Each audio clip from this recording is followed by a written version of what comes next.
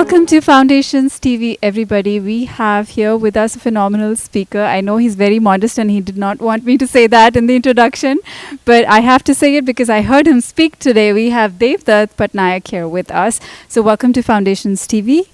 Thank you for speaking to me. Oh, absolutely an honor to have you here.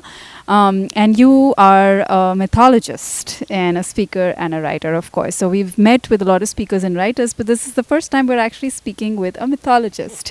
So would you like to elaborate a little bit about that particular word? How does that get associated with your name? Well, I study stories, symbols, and rituals that help understand cultural truths. So any culture will have stories, symbols, and rituals through which they communicate their understanding of the universe, life, death, meaning, and I study that. So that's what my work is. So you are not limited to Hinduism per se?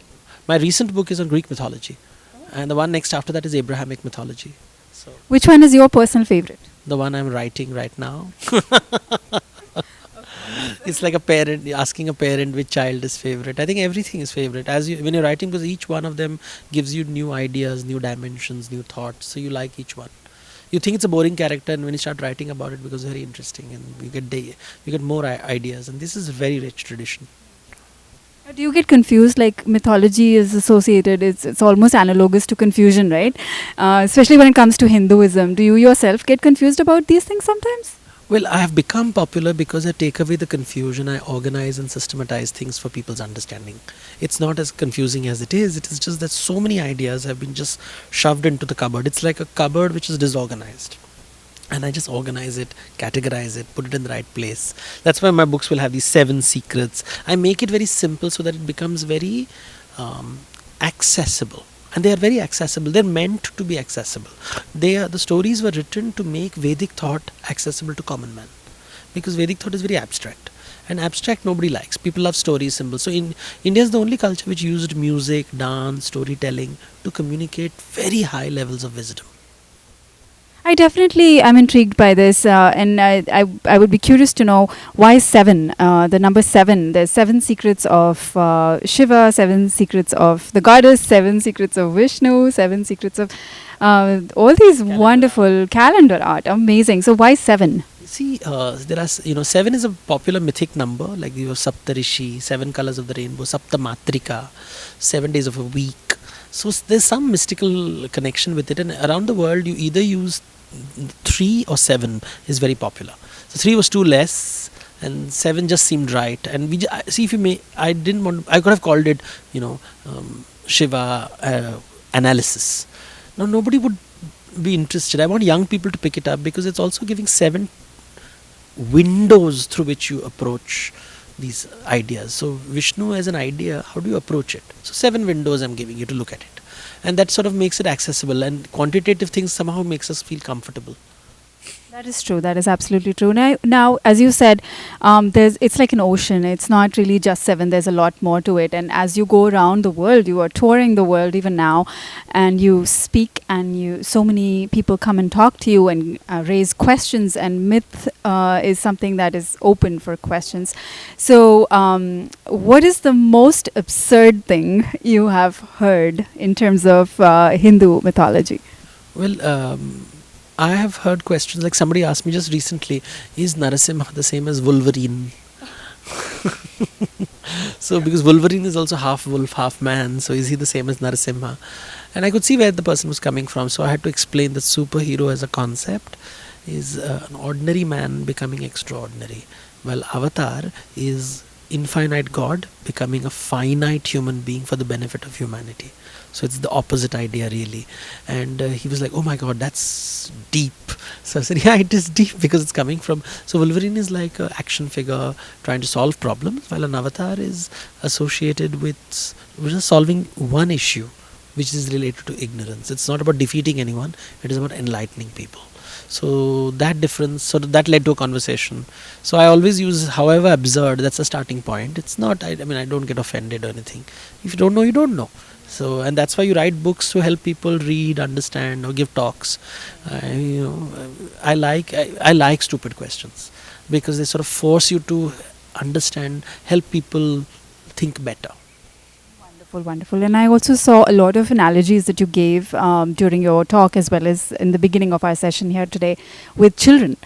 So, what is the reason for that? Is there an association that you always see? See, when you are talking to your child, we see how our body language changes dramatically when you're talking to a child, right? We don't talk the way we talk to an adult. And if you think of divinity as someone who knows everything, how would he talk to you? Exactly the way he would talk to a child. So therefore, the parental relationship, what is called vatsalya bhav, is always used. So God will also become your child to teach you how to be a parent.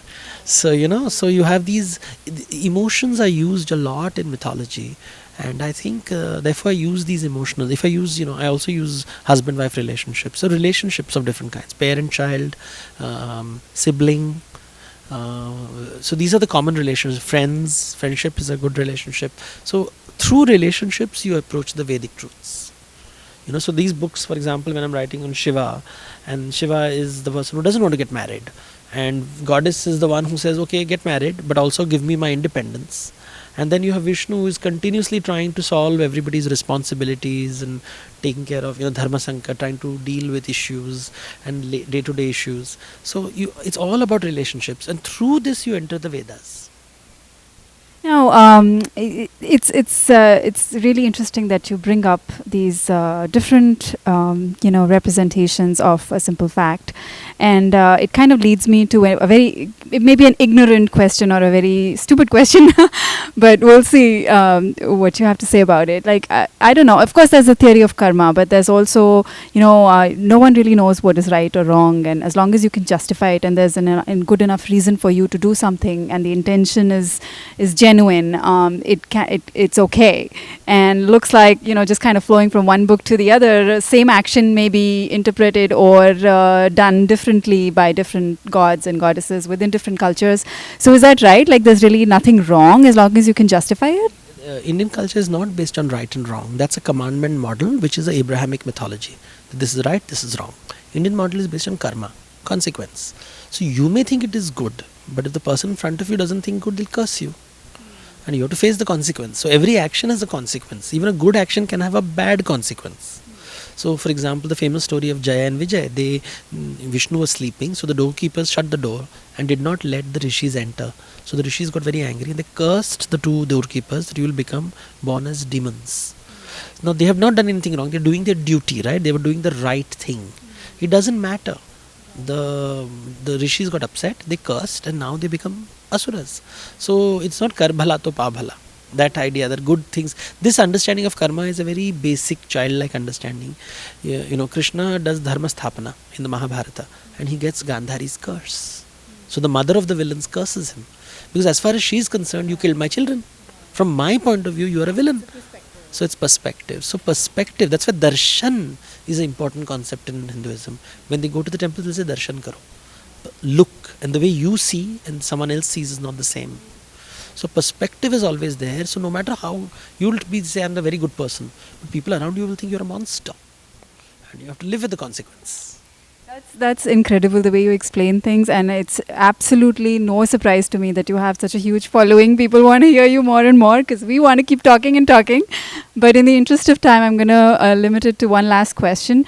Since you are knowledgeable and you've read about so many different cultures and you've worked with different, you gained a lot of knowledge and perspectives of various cultures, is there a universal truth that is, all across all of these cultures that you have studied? Well, nothing lasts forever. That's one universal truth. And some things, but the opposite is also true. Something always lasts forever. Every human being looks for love. So some things don't change. And I'm actually going to repeat what you said during your talk. How seamlessly you were going from one era to the next in a matter of seconds. It's a matter of what survived during that. So what do you have to say about that? Yes, you see, many ideas come and go. There are many ideas, everybody writes things, but certain ideas, which is called tattva, principles, they will survive. And that will survive. And one principle which always survives, there'll always be ignorance and there'll always be wisdom. Now this is always going to be there. You're never going to have a world where nobody is ignorant. There'll always be somebody who doesn't know and somebody who knows. question is who knows what. In some places you will know more than me, in some places I'll know. And that is samvad, conversation, which in this today's world we're too busy debating, vivad. We are not doing samvad, which is listening to each other. We truly enjoyed our conversation. Thank you so much for your time. Thank you so much.